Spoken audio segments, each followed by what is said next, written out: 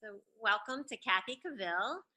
Kathi is going to be one of our featured teachers this year at the MidAtlantic Women's Herbal Conference, September 29-30. And this is her first time coming to our gathering. I'm so thrilled to have her join us.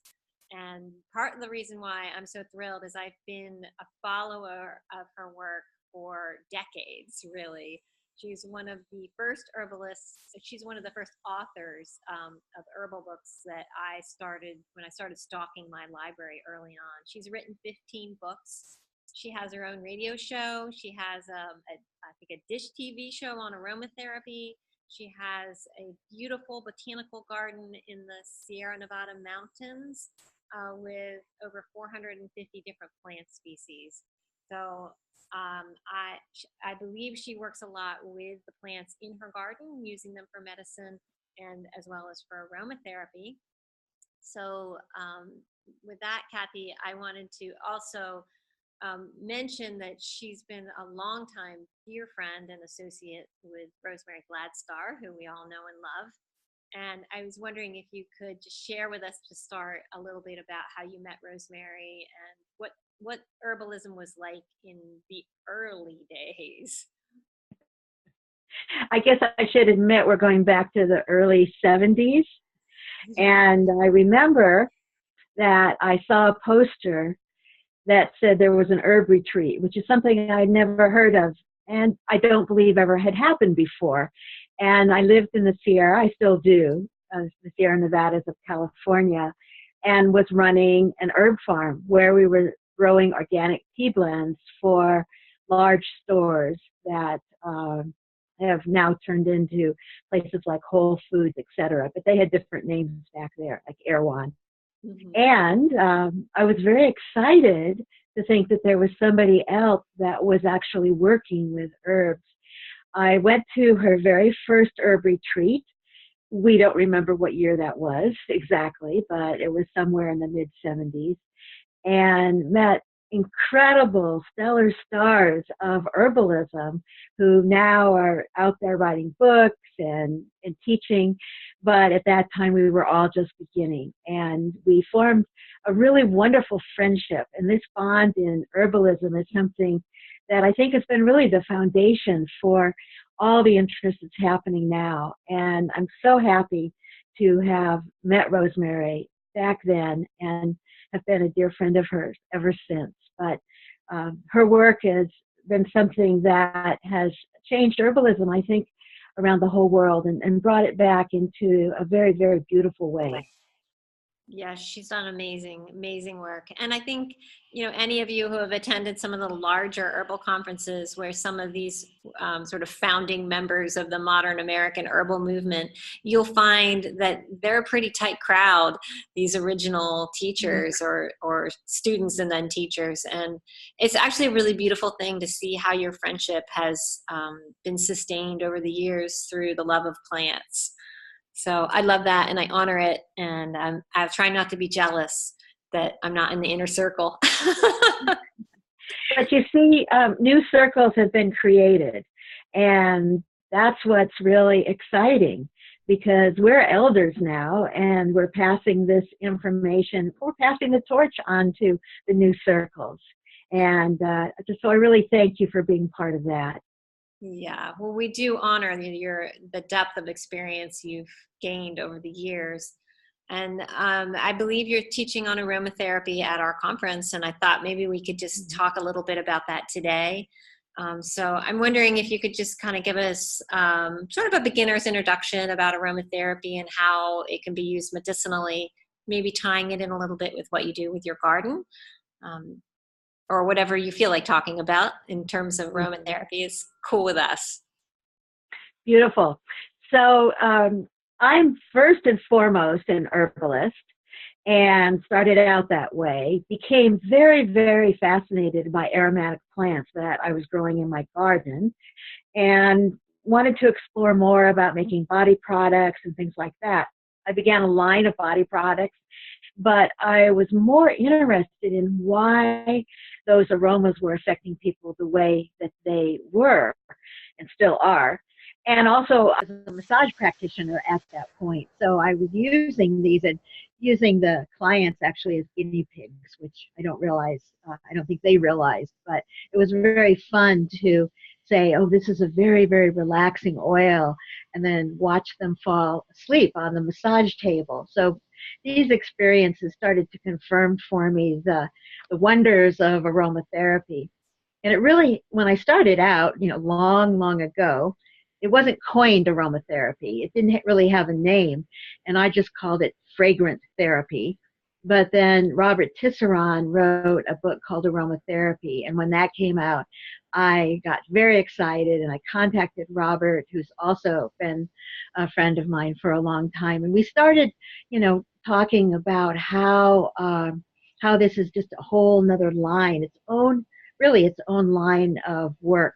But in the back of my mind, I always remember that these are medicinal herbs we're working with, and it's really more of a sideline than anything else. So I love it, and I love growing them. At this point, the aromatherapy part of my garden probably has about 60 to 70 different plants from around the world that are turned into essential oil and used in aromatherapy.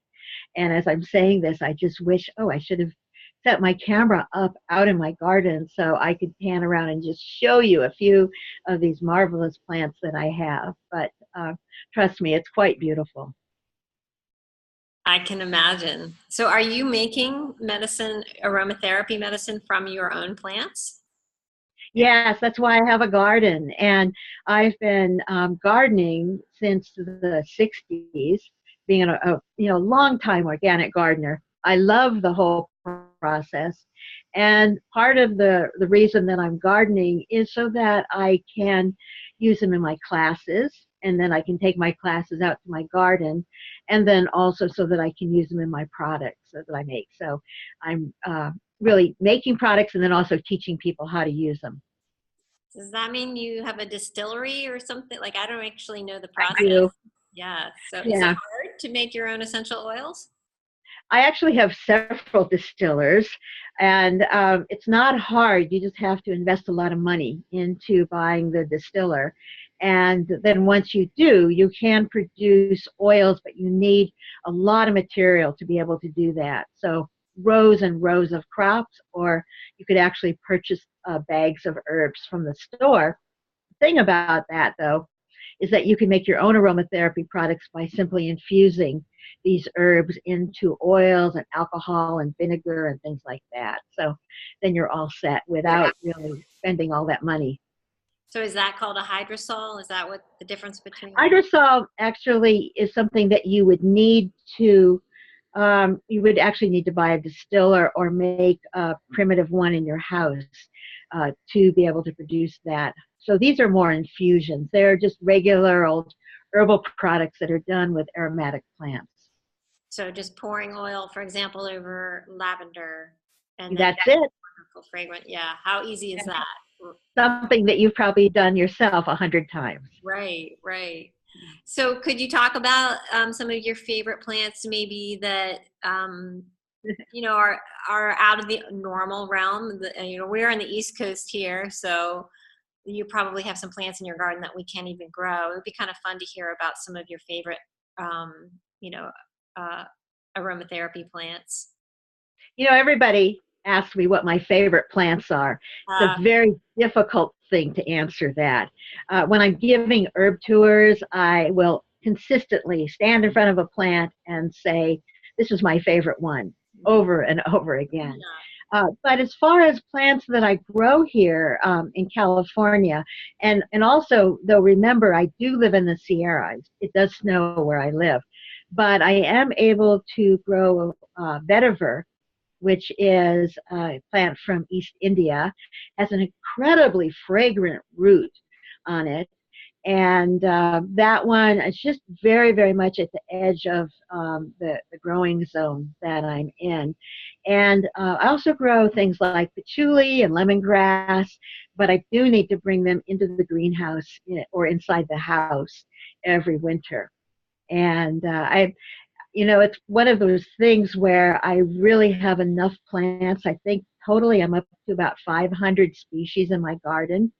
And then I have a long list of new ones that I still want to get. So I guess if my passion is collecting too many plants, it could be worse, but I really do enjoy it. And lemon verbena is another plant that I'm able to grow here. That back east is a little bit more difficult. You have to really baby it along, or usually bring it inside in the winter. But lots of lots of abundance in the plants that I'm able to grow. So California has blessed me in that way. Oh. So what do you like about lemon verbena in terms of its medicinal properties?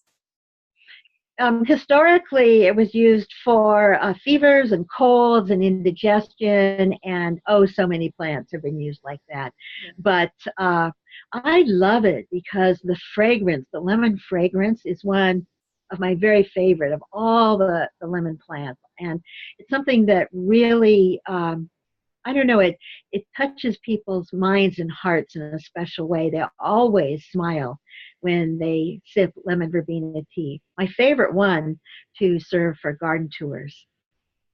It really is amazing. I did have some in our greenhouse. My husband and I have a 90-acre farm, Mhm. and I had a nice little bit of it in our hoop house, and it got weed whacked by an ignorant employee. Oh yeah, that does happen. Oh, so, do you do all your gardening yourself? You can't. You must have help. No, most of it I do. I love the exercise, Yeah. keeping me young.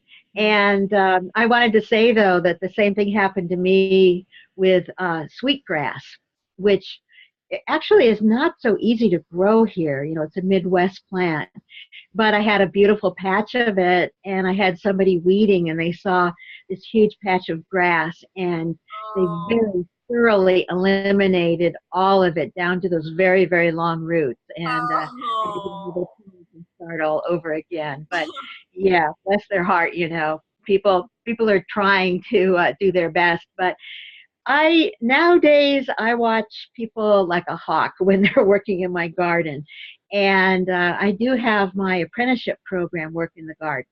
So that's a really good education for them, and it really helps me out a lot. So, do you have a seasonal apprenticeship program? I do. I teach. I have a program with my green medicine herb school that goes year round here, and the summer program is the apprenticeship program, and that's all outside. For good or bad, it doesn't rain in California all summer, so I have an outdoor classroom, and we do a lot of field trips and plant ID, and you know all the good herbal things that you do in a class. Oh, I want to come. Yeah, Okay. it's pretty sweet here. I can imagine. Oh, to be young and 20 and be able to do that. So, talk a little bit about your new book. My new book is bringing two of favorite subjects probably together, which is gardening, as I've been discussing, and then also adding on aromatherapy. And the thing about the book is that it does not talk very much about using essential oils per se in the little vials. What it does talk about is being able to use the plants from your garden, like we were just discussing, and infuse them into oils and alcohol and things like that, and make the products in a very simple way, bypassing the need to even use a distiller.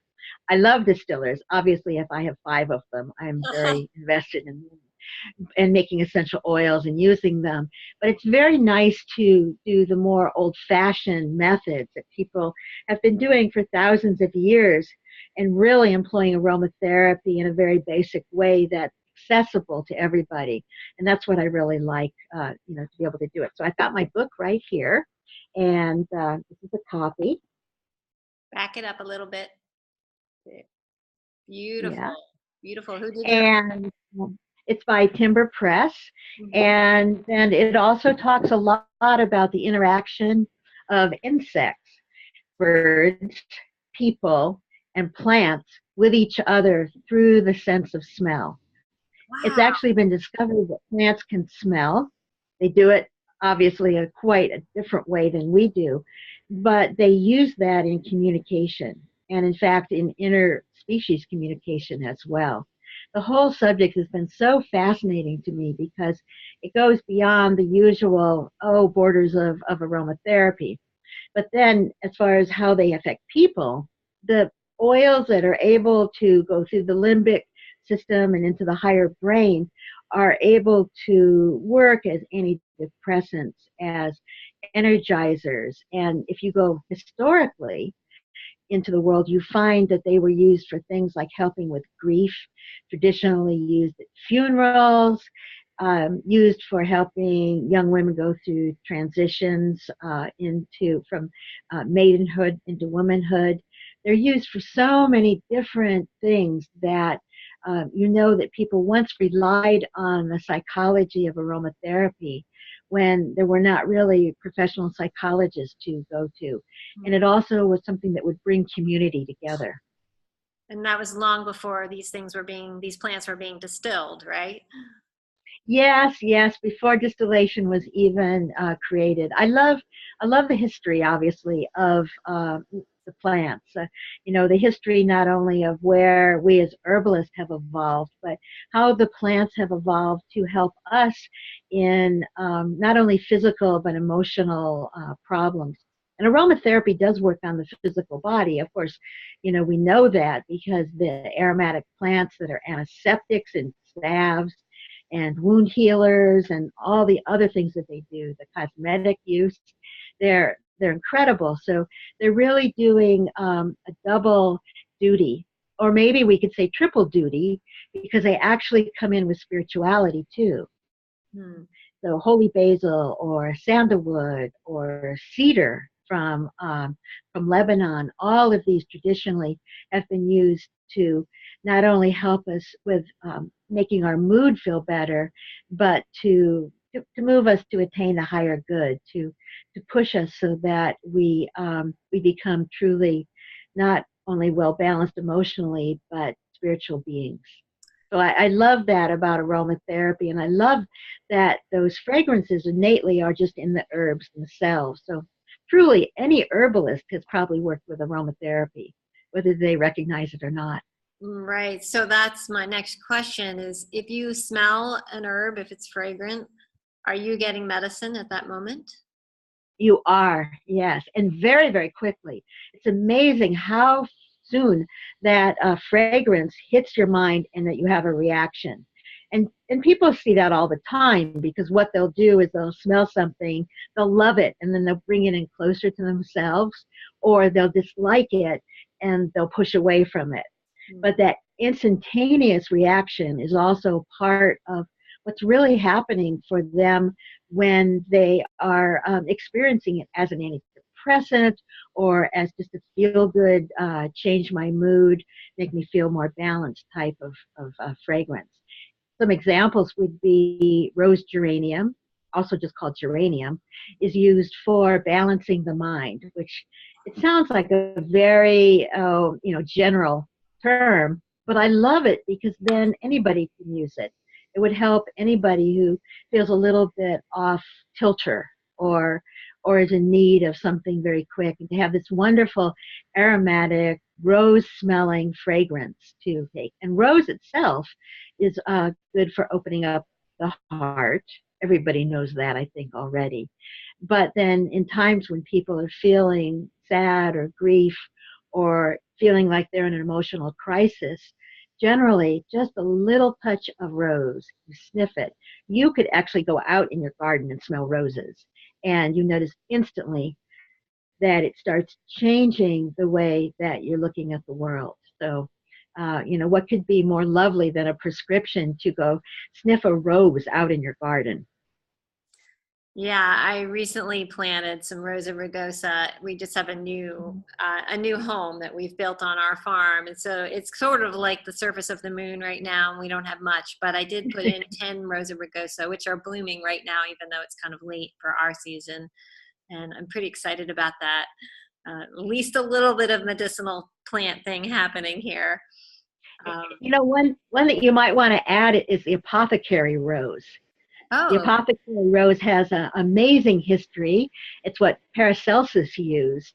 And through the ages, Nostradamus, who was actually an herbalist more than a soothsayer in his day, also talked endlessly about it.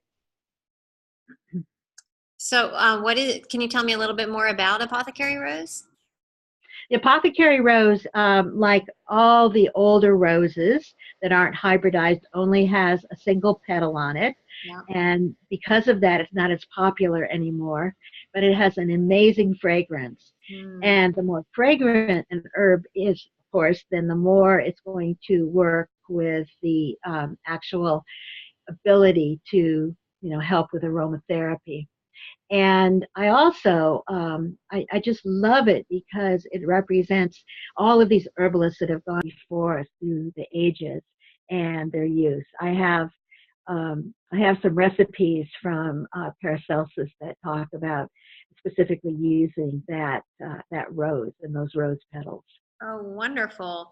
So another question I have for you, if aromatherapy really works very well, very quickly by smelling it through that olfactory nerve that goes into the brain so quickly, why do we put them on our wrists, like on our skin, and hope that that's going to be medicine? And is it? Well, that's the perfume technique.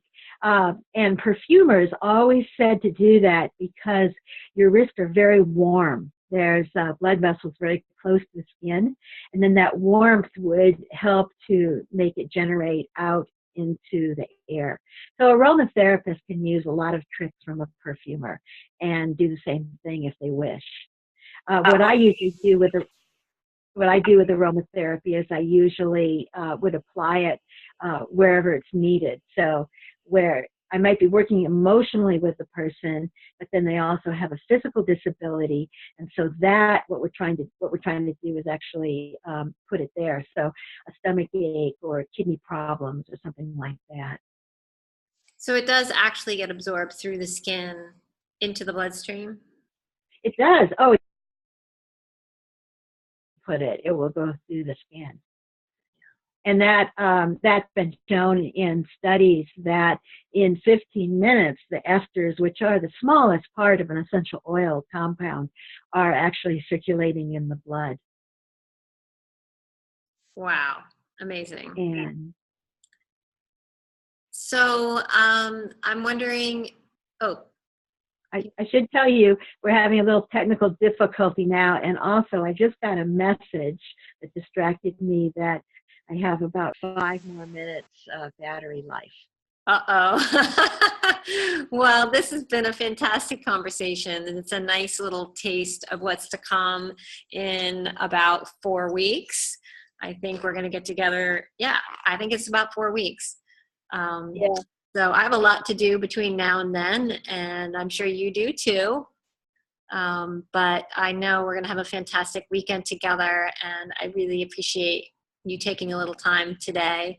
And then maybe next time we ever get together, we can peek in your garden. That would be really special. We could do that. I will bring my garden to the conference, I promise. Okay. I'll pack a lot of aromatic plants with me so I Oh, can pass them fantastic. around in the classes, as well as samples of the essential oils. But it's nice to experience the plant itself. And make sure you bring copies of your book and one for me, because I definitely want one. You got to add to my collection of your books. Indeed, indeed. I'll bring all 15 books. Sounds great. Well, we love you, Mhm. Kathi, and travel safe when you start to come out here, and we'll see you before you know it. Thank you.